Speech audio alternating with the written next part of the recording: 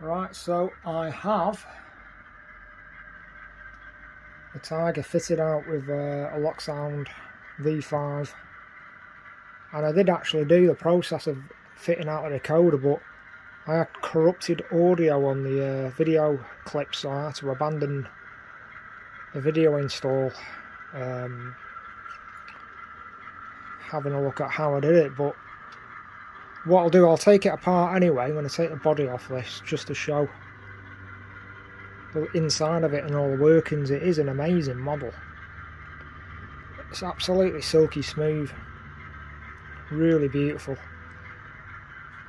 It's not an easy model to work on to get the body off, etc., but there's other areas which are a bit tricky, but it's still a brilliant model.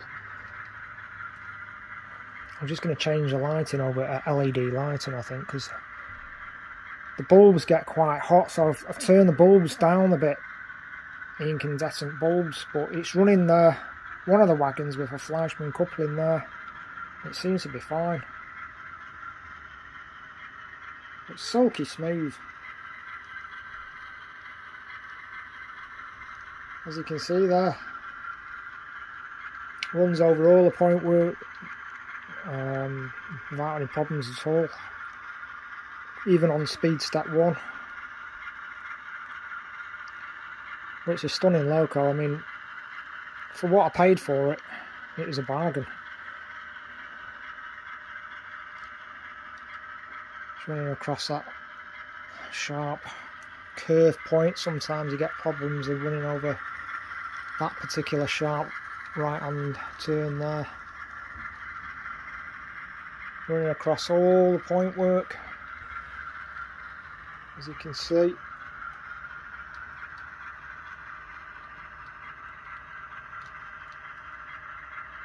Through the double slips, do a right hand on the double slip there.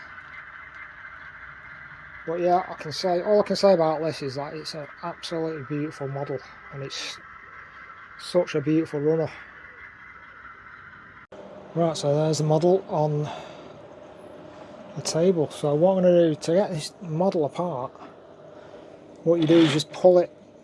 There's 4 prongs on the inside of the bodywork. 1, 2, 3, 4, and basically you just pull the body apart from the middle. It's easier said than done. Just carefully pull it at each end, and then it'll just pop off.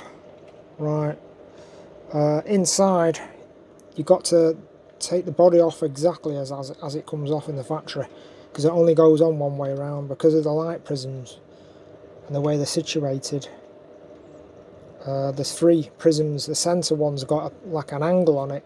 If you put the body on the wrong way around, it won't go on correctly because of the way this wiring is lined up. Right, so there we go, all done. ESC Locksound 5 there. A 4 ohm speaker, a round speaker, is installed on the bottom, and the wires then come up through the bottom of the rubber casing into the top. You've got to make sure you don't snag around that flywheel. You've got to take the motor out, the PCB, the drive shafts, to get the speaker in the bottom properly.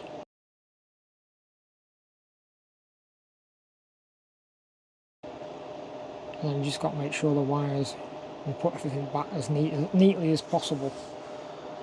So yeah, all works nice. Just fire that up.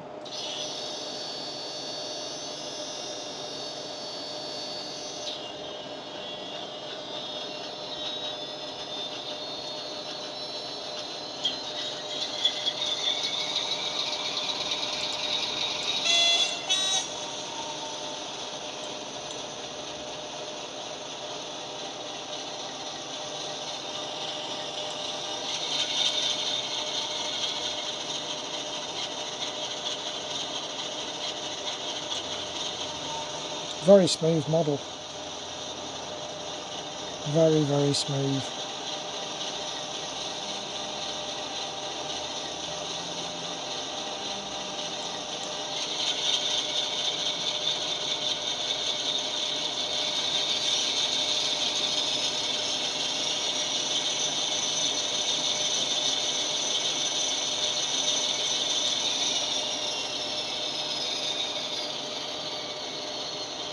Sounds quite like a British class 47 or similar 45, I don't know, it's quite an English sounding diesel.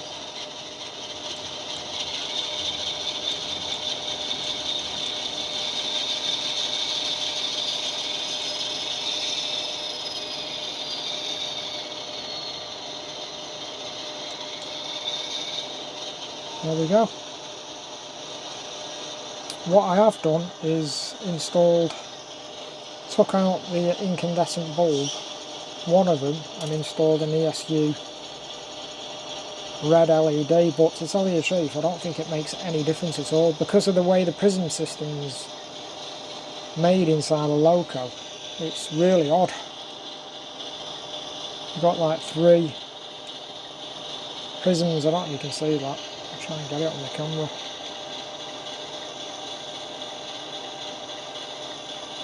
There's 3 sets of prisms in there, and the way they transfer the light when you put the body on top,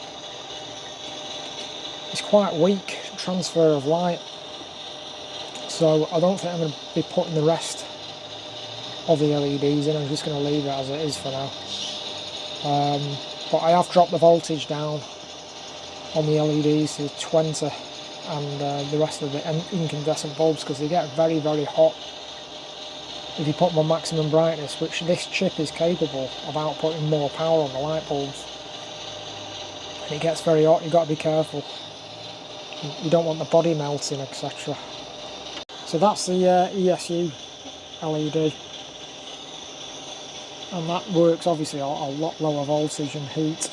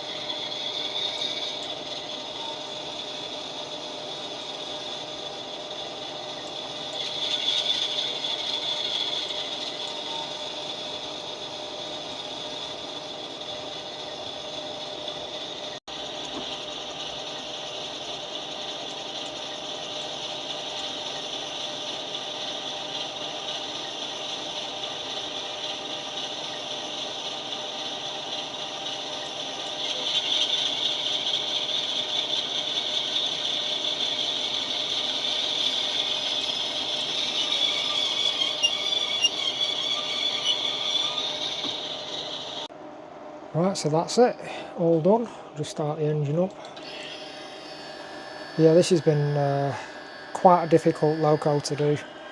With it having a really narrow middle section in there to work with, it's made it very difficult to do, and you've also got to make sure you don't snag any wires on the process. Other than that, it's been worth it because it's a really nice model. The body is extremely difficult to get back on. You've got to line it up perfect, and you've got to make sure the body's on the right way around. That took me about 20 minutes to line it up and get it on. It's really difficult, so hard. I've just got the one LED at the moment that's in there, and I've toned down the lighting, the voltage on the lighting.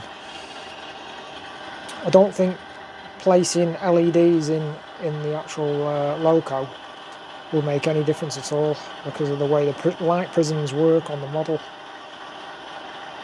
You can have the brightness a lot lighter on the ESU V5 chip, but the bulbs overheat, they go really hot. And you don't want the plastic getting melted on the body, so you've got to be careful. Other than that, it's been worth it.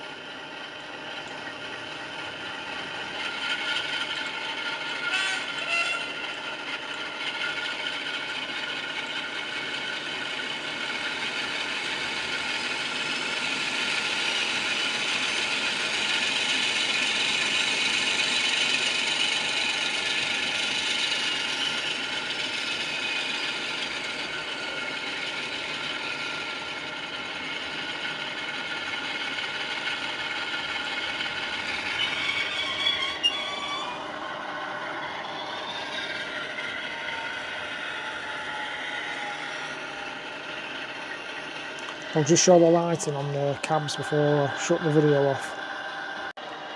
That's the light settings at 20. Level 20 at all ends, and I've got it in LED mode as well. But that's okay. It's nothing too bright, but it'll do. Anyway, thanks for watching.